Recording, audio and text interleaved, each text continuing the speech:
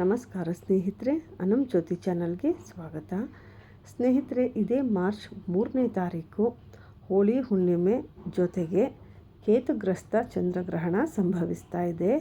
ಇದು ನಮ್ಮ ಭಾರತದಲ್ಲಿ ಕೂಡ ಗೋಚಾರ ಆಗ್ತಾ ಇರೋದ್ರಿಂದ ಸೂತಕ ಆಚರಣೆಯನ್ನು ಮಾಡಬೇಕಾಗತ್ತೆ.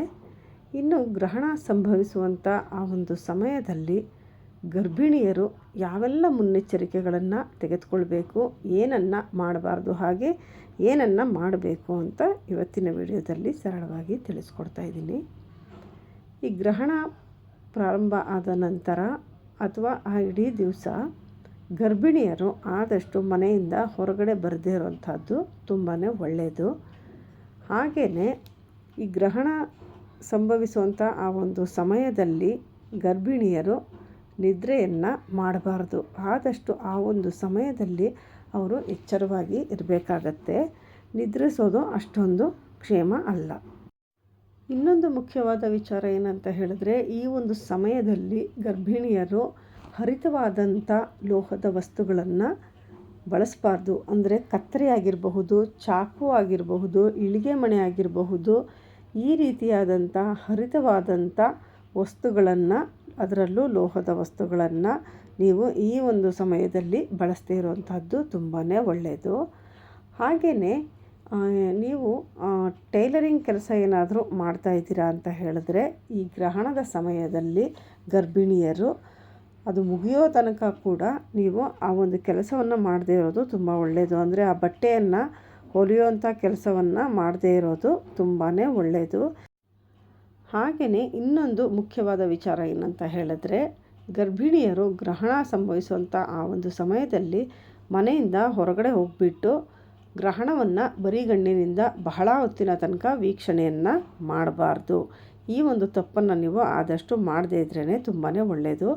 ಈ ಗ್ರಹಣ ನಡೆಯುವಂಥ ಸಮಯದಲ್ಲಿ ಮನೆಯಿಂದ ಆದಷ್ಟು ಹೊರಗಡೆ ಹೋಗದೇ ಇರೋದು ತುಂಬ ಒಳ್ಳೆಯದು. ಅದರಲ್ಲೂ ಹೋಗಿ ಬರಿಗಣ್ಣಿನಿಂದ ನೋಡದೇ ಇರೋದು ಬಹಳ ಒಳ್ಳೆಯದು. ಆದಷ್ಟು ನೋಡೋದಕ್ಕೆ ಹೋಗಬೇಡಿ. ಇನ್ನು ಆ ಒಂದು ಸಮಯದಲ್ಲಿ ನೀವು ಏನು ಮಾಡಬೇಕಂತ ಹೇಳಿದ್ರೆ, ಗರ್ಭಿಣಿಯರು ಆ ಒಂದು ಸಮಯದಲ್ಲಿ ವಿಷ್ಣು ಜಪವನ್ನು ಮಾಡೋದು ತುಂಬಾ ಒಳ್ಳೆಯದು. ನಿಮಗೆ ಸಾಧ್ಯ ಆದರೆ ವಿಷ್ಣು ಸಹಸ್ರನಾಮವನ್ನು ಪಾರಾಯಣವನ್ನು ಮಾಡ್ಕೊಳ್ಬೋದು. ಅಥವಾ ವಿಷ್ಣುವಿಗೆ ಸಂಬಂಧಪಟ್ಟಂಥ ಯಾವುದೇ ನಿಮಗೆ ಮಂತ್ರಗಳು ಗೊತ್ತಿದ್ದರೆ ಆ ಒಂದು ಮಂತ್ರಗಳನ್ನು ಆ ಸಮಯದಲ್ಲಿ ಹೇಳ್ಕೊಳ್ತಾ ಇರೋದು ತುಂಬಾ ಒಳ್ಳೆಯದು. ವಿಷ್ಣು ಅಂತಲ್ಲ, ನಿಮಗೆ ಇಷ್ಟ ದೇವರು ಯಾರೇ ಆಗಿರಬಹುದು, ಅವರ ಒಂದು ಆ ನಾಮಸ್ಮರಣೆಯನ್ನು ಆ ಗ್ರಹಣ ಮುಗಿಯುವ ತನಕ ಕೂಡ ನೀವು ಮಾಡ್ತಾ ಒಂದು ಜಾಗದಲ್ಲಿ ಕುಳಿತುಕೊಳ್ಳೋದು ತುಂಬಾ ಒಳ್ಳೆಯದು. ಇನ್ನು ಗರ್ಭಿಣಿಯರು ಆ ಗ್ರಹಣದ ಸಮಯದಲ್ಲಿ ಅಥವಾ ಗ್ರಹಣದ ದಿವಸ ನೀವು ನಿದ್ರೆಯನ್ನು ಮಾಡಬೇಕಾದ್ರೆ ಒಂದು ಬದಿಗೆ ತಿರುಗಿ ಎರಡು ಕಾಲುಗಳನ್ನು ಮಡಚ್ಕೊಂಡು ತಲೆಯನ್ನು ಬಗ್ಗಿಸ್ಕೊಂಡು ಕೆಲವರು ಮಲ್ಕೊಳ್ಳೋಂಥ ಒಂದು ಅಭ್ಯಾಸ ಇರುತ್ತೆ. ಈ ರೀತಿ ತಪ್ಪನ್ನು ದಯವಿಟ್ಟು ಮಾಡೋದಕ್ಕೆ ಹೋಗಬೇಡಿ. ಇದು ಮಗುವಿನ ಮೇಲೆ ಬಹಳನೇ ಪರಿಣಾಮವನ್ನು ಬೀರುತ್ತೆ. ಗ್ರಹಣದ ಸಮಯ ಅಂತಲ್ಲ, ಬೇರೆ ಸಮಯದಲ್ಲೂ ಕೂಡ ಈ ರೀತಿ ಮಲಗಬಾರ್ದು. ಇದು ಮಗುವಿನ ಆರೋಗ್ಯದ ಹಾಗೆಯೇ ಮಗುವಿನ ಬೆಳವಣಿಗೆಯ ದೃಷ್ಟಿಯಿಂದ ಅದು ಅಷ್ಟು ಸರಿಯಲ್ಲ. ಆದ್ದರಿಂದ ಈ ರೀತಿಯಾಗಿ ನಿದ್ರೆಯನ್ನು ಮಾಡೋದಕ್ಕೆ ಹೋಗಬೇಡಿ. ಇನ್ನು ಈ ಒಂದು ಗ್ರಹಣದ ಸಮಯದಲ್ಲಿ ನೀವು ಆದಷ್ಟು ನೆಗೆಟಿವ್ ಥಾಟ್ಸನ್ನು ಮಾಡೋದಕ್ಕೆ ಹೋಗಬಾರ್ದು. ನಕಾರಾತ್ಮಕ ಚಿಂತನೆಗಳಿಂದ ಆದಷ್ಟು ದೂರ ಇರಬೇಕು. ಆ ಒಂದು ಸಮಯದಲ್ಲಿ ನೀವು ದೇವರ ಪುಸ್ತಕಗಳನ್ನು ಓದ್ಬೋದು, ದೇವರ ನಾಮಗಳನ್ನು ಹೇಳ್ಕೊಳ್ಬೋದು, ಮಂತ್ರ ಜಪವನ್ನು ಮಾಡ್ಬೋದು. ಆದರೆ ನಿದ್ರೆಯನ್ನು ಮಾಡಬಾರ್ದು. ನೆಗೆಟಿವ್ ಆಲೋಚನೆಗಳಿಂದ ನೀವು ದೂರ ಇರಬೇಕು. ಇನ್ನು ಗ್ರಹಣದ ಸಮಯದಲ್ಲಿ ನೀವು ಅತಿಯಾದ ಊಟವನ್ನು ಸೇವನೆ ಮಾಡದೇ ಇರೋದು ತುಂಬಾ ಒಳ್ಳೆಯದು. ಆ ಒಂದು ಸಮಯದಲ್ಲಿ ಹೆಚ್ಚಿನ ಪ್ರಮಾಣದಲ್ಲಿ ಒಂದು ಊಟವನ್ನು ಸೇವನೆ ಮಾಡೋದಕ್ಕೆ ಹೋಗಬೇಡಿ.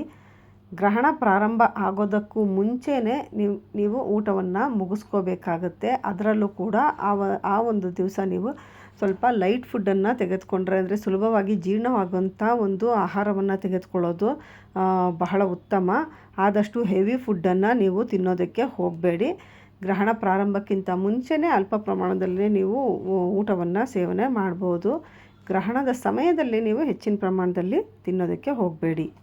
ಗ್ರಹಣ ಅಂದ ಕೂಡಲೇ ಅತಿಯಾದ ಭಯವನ್ನು ಪಡೋದಕ್ಕೆ ಹೋಗಬೇಡಿ.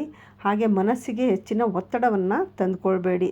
ಗ್ರಹಣದ ದಿವಸ ಆ ಒಂದು ಸಮಯದಲ್ಲಿ ನೀವು ಕೆಲವು ಮುನ್ನೆಚ್ಚರಿಕೆಗಳನ್ನು ತೆಗೆದುಕೊಂಡ್ರೆ ಸಾಕಾಗುತ್ತೆ. ಅದಕ್ಕಾಗಿ ನೀವು ಅತಿಯಾದ ಭಯವನ್ನು ಪಟ್ಕೊಳ್ಳೋದಕ್ಕೆ ಹೋಗಬೇಡಿ. ಹಾಗೆ ಮನಸ್ಸಿಗೆ ಒತ್ತಡವನ್ನು ತೆಗೆದುಕೊಳ್ಳದೆ ಆದಷ್ಟು ಶಾಂತವಾಗಿ ಒಂದು ಕಡೆ ಕುಳಿತುಕೊಂಡು ದೇವರ ಒಂದು ನಾಮಸ್ಮರಣೆಯನ್ನು ಮಾಡ್ತಾ ಕೂತ್ಕೊಂಡು ಇರೋದು ತುಂಬಾ ಉತ್ತಮ. ನೋಡಿದ್ರಲ್ಲ ಸ್ನೇಹಿತರೆ, ಗ್ರಹಣದ ದಿವಸ ಗರ್ಭಿಣಿಯರು ಏನೆಲ್ಲ ತಪ್ಪುಗಳನ್ನು ಮಾಡಬಾರ್ದು, ಯಾವ ಮುನ್ನೆಚ್ಚರಿಕೆಗಳನ್ನ ತೆಗೆದುಕೊಳ್ಬೇಕು ಎಲ್ಲವನ್ನು ಕೂಡ ಸರಳವಾಗಿ ತಿಳಿಸ್ಕೊಟ್ಟಿದ್ದೀನಿ. ಈ ವಿಡಿಯೋ ನಿಮಗೆ ಇಷ್ಟ ಆದರೆ ಲೈಕ್ ಮಾಡಿ, ಬೇರೆಯವ್ರಿಗೂ ಕೂಡ ಶೇರ್ ಮಾಡಿ. ಸಬ್ಸ್ಕ್ರೈಬ್ ಮಾಡ್ಕೊಳ್ಳದೆ ನೋಡ್ತಾ ಇದ್ದರೆ ಈಗಲೇ ಸಬ್ಸ್ಕ್ರೈಬ್ ಮಾಡ್ಕೊಳ್ಳಿ. ನಿಮ್ಮ ಅನಿಸಿಕೆಗಳನ್ನು ಕಮೆಂಟ್ ಮುಖಾಂತರ ತಿಳಿಸಿ. ಮತ್ತೊಂದು ಹೊಸ ವಿಡಿಯೋ ಜೊತೆ ಮತ್ತೆ ಭೇಟಿ ಮಾಡೋಣ. ಅಲ್ಲಿವರೆಗೂ ನಮಸ್ಕಾರ. ಸರ್ವೇ ಜನ ಸುಖಿನೋ ಭವಂತು.